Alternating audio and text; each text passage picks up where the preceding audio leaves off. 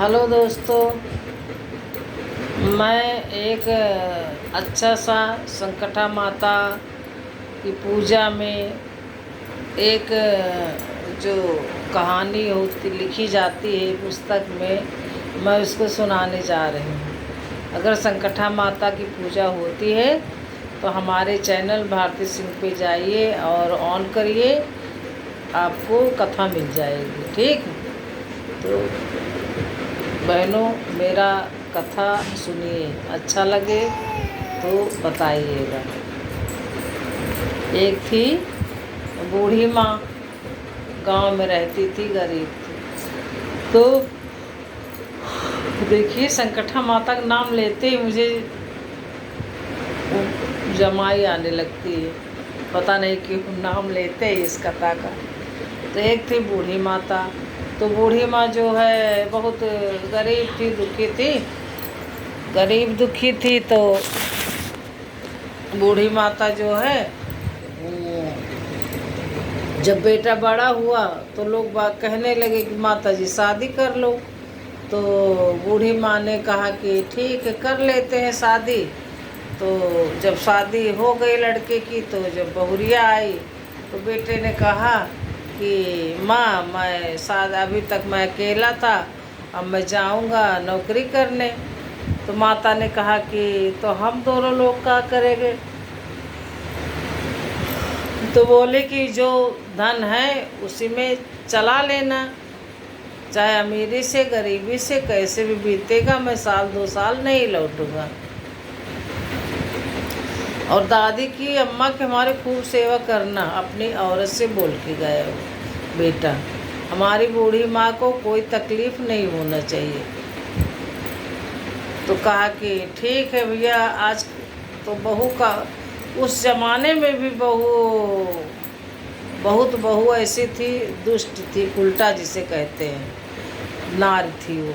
तब वहाँ गए, चले गया लड़का, अब बची माता जी और बहुरिया। तो उनको एक कटोरा दे दी और फटी सटी साड़ी दे दी, पहना दी, और सब ताला मार ली घर में, कहन के तुम भीख मांग के लाया करो, भीख मांगो जाके, और हम तो कहीं जाना नहीं कुछ काम करने, तुमको भीख मंगवा के हम छोड़ेंगे, जाओ भीख मांग के लाओ जाके।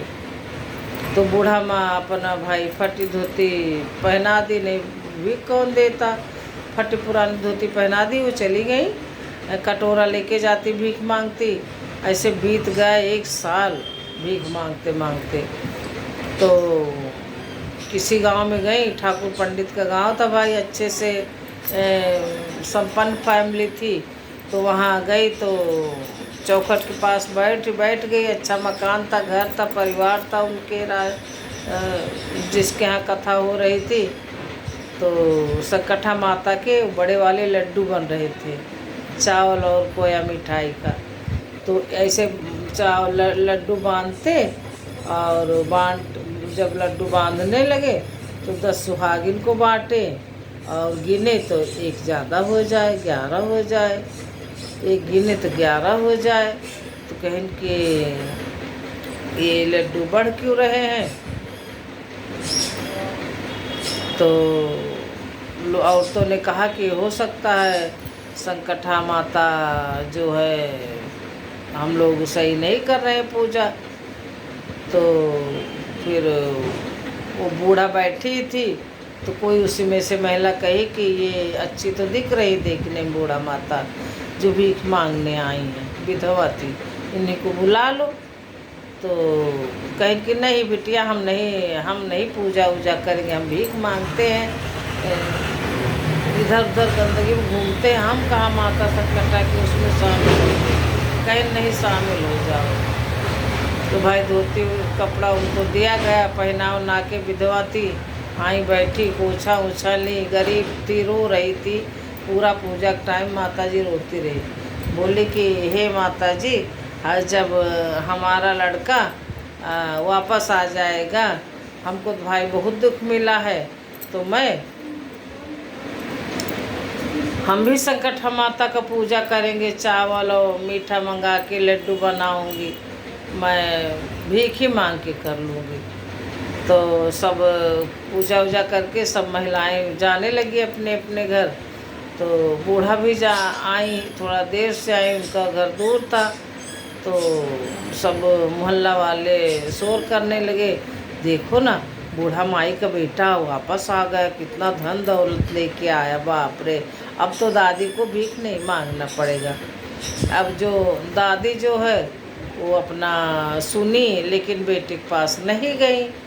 तो वही हाल है कि जो आगे आया सामने पड़ा वही अच्छा। तो जल्दी से बैठाई अपने पति को, पानी पीने को दी, खाना चाय नाश्ता सब कर दी। तो बूढ़ा माता जो है वो अपना पूजा में ही लगी रही कि अब पूजा वूजा। उसी समय बूढ़ा भी पूजा करने की तैयारी कर ली। तो जब टाइम लगा बूढ़ा को पूजा पाठ करने में, तो गई वहाँ तो बेटे के पास, तो बेटा बोला नहीं, गुस्साया हुआ था। कहीं बेटा सब मोहल्ला वाले आके सब जवानत और सब बातें बताई, बस उससे दुख बूढ़ा का। तो बूढ़ा खाली रोए जा रहे, कुछ बता बोले नहीं, बोली नहीं। तो मोहल्ला वाले आके सब बताए, भैया इनकी ये करतूत थी। बस उसी समय जो है उनको हाथ पकड़े और दौड़ाते हुए ले गए, जंगल में छोड़ आए। बहुत मतलब कि वहाँ से वो आ ना पाए। तो बगिया जंगल में बैठी रो रही थी पेड़ के नीचे। तो एक राजा आ रहा था। तो राजा ने कहा कि लाओ घोड़ा बांध दे डाल पर, और थोड़ा ठंडा मतलब अच्छा लगेगा, थोड़ा अच्छे माहौल में थोड़ा ठंडा भी मिलेगा शरीर को। गर्मी लग रही थी राजा साहब को। तो अपना घोड़ा बांध दिए और उसी जगह थोड़ा खड़े हो गए। तो देखे तो ये रो रही थी बैठी। तो अपना सारी कहानी बताई कि हमने सास को दुख दिया था, अब मैं रास्ता भी नहीं जानती हूँ, मैं कैसे वापस जाऊँगी, हमको निकाल दिया मेरे पति ने। तो बोली चलो बहन, हमारे कोई बहन नहीं थी, मैं अपने घर तुमको ले चल रहा हूँ। तो गई अपने घर गई, लेके गए। तो बोले कि रानी देखो मैं बहन लेके आया हूँ। तो रानी ने कहा हाँ, आज तक का कोई बहन नहीं थी। राजा भी एक नौटंकी करते हैं, बहन कहाँ से आ गई तुम्हारे? अरे कहीं बाहर आओ तो देखो तो सुंदर थी ही वो भाई। तो कहीं कि अब इनको नंद बना के रखना, काम वाम नहीं कराना इनसे, मैं बहन मान लिया हूँ। कहीं ठीक है। तो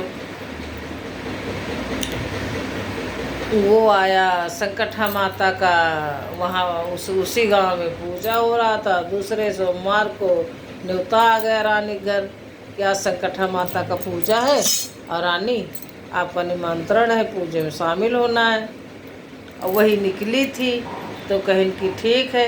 अब भैया आके और अपने भाभी से बोली, जो नई भाभी मिली थी, नया दुनिया बसी थी, भाभी आज संकटा माता का पूजा है, आपको निमंत्रण मिला, आप जाना। कहीं है हमको तो मलाई नहीं मेरे गले से नांगती है, मुझे चावल का लड्डू मैं खाऊंगी, हाँ मुझे नहीं खाना वाना। वो घमंडी रानी थी, मुझे हम सब ये सब में नहीं पढ़ते, मुझे नहीं खाना है। तो बोले कि ठीक है रानी, आप नहीं जाओगी अभी, हम चले जाएंगे पूजा में। कहीं हाँ तुम्हें जाना। तो गई तो प्रसाद लाई, फिर भी नहीं खाई वो रानी, नहीं खाई प्रसाद और साथ। अब ऐसे कर कर के धीरे धीरे संकटा माता का सारा क्रोध रानी पे उतर गया, उनके सुख दुख राजपाट में। अब धीरे धीरे रानी का धन जाने लगा, बीमारी में, किसी घटना में, कैसे कैसे करके धन उनका साफ होने लगा। राजा के सारों कारोबार सारे बंद हो गए। फिर उन्होंने कहा कि राजा ये जो तुम बहन लेके आई हो, जिस दिन से आई है हम कंगाल होते जा रहे हैं, निकालो इनको बाहर, इनको घर में नहीं रहना चाहिए, हटा दो इनको बाहर घर से। और ऐसे कर तो राजा कहाँ लेके जाए अब उनको। राजा भाई कहन के अच्छा चलो ढूंढेंगे तुम्हारा ससुराल कहाँ है। तो रानी ने उन्हें विदा कर दिया। गुस्से में कहा हटाओ इनको, इनको हम पाप नहीं रखेंगे, इस पाप को मेरे घर में कंगा। उधर उधर तो वो प्रसाद नहीं ली थी, अब मत भ्रष्ट हो गया उनका कि किस वजह से। बात कोई और, उसको नंद को निकालने लगी वो, जो जो थी वो नंद को निकालने लगी। तो राजा ने उन्हें कहा अच्छा तैयारी कर दो, ले जाएं, छोड़ के आते। तो वो जो बहन थी बनी थी राजा की, तो जब जाने लगी तो कहा छोड़ आए, वो उसको गए ससुराल में छोड़ आए। तो बूढ़ा माता जो है खैर संकटा माता कृपा से वो रख ली अपना बहू को। काफ़ी समय के बाद लौटी थी तो कहें भैया रख लो, तो गलती हुई संकटा माता हमें भी अमीर कर दी है। तो राजा जब वापस आने लगा छोड़ के, तो उससे बोला कि हे मैं तो जा रहा हूँ बहन, और जब ज़रूरत पड़ेगी तो याद कर लेना, मैं आ जाऊँगा, कोई दुख सुख पड़े तो कहें ठीक भैया, लेकिन आप भी याद रखना भाभी ने कोई गलती करी है, लेकिन वो हमारी बात नहीं मानती हैं। अगर आपके ऊपर भारी संकट आएगा तो क्या कहते हैं कि हमको याद करना, मैं आपको रास्ता बताऊंगी, आप हमको मैं आपको। तो कहा ठीक है। राजा चल दिए, आए भैया। और घर में बहुत ज़्यादा उनको कलेश हो गया, एक एक अन्न का दाना नहीं मिलता था रानी को। फिर राजा लौट के आए, कहे कि आज 8 दिन से भूखी बैठी है, खाना भी नहीं है, सब मेरे कारोबार बंद हो गए, सब इतनी गरीबी आ गई, मैं राजा हूँ, मैं भीख भी नहीं मांग सकता।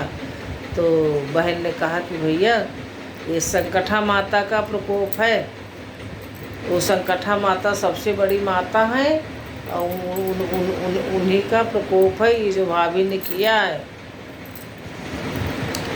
तो उनको फिर कहीं चलो हम चल रहे हैं, भाई के साथ ही गई जाके, और सब आटा चावल धोली, चावल अपने घर ही से चावल ले गई थी, 5 किलो धुली पीसी, लड्डू बनवाया, और कहा कि दिमाग अब सही हो गया होगा तो पूजा में बैठ जाओ, तुम्हारे अब सब नांग जाएगा।